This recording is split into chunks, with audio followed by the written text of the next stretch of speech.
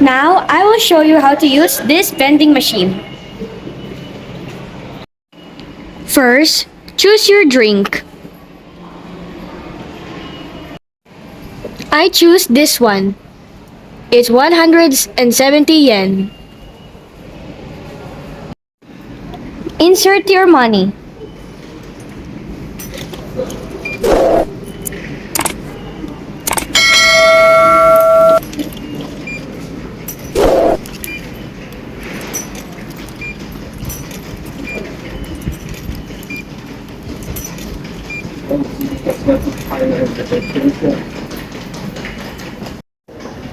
This is a button.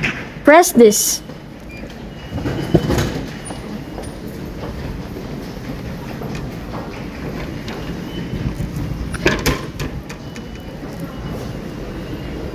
Now, we've got our drink.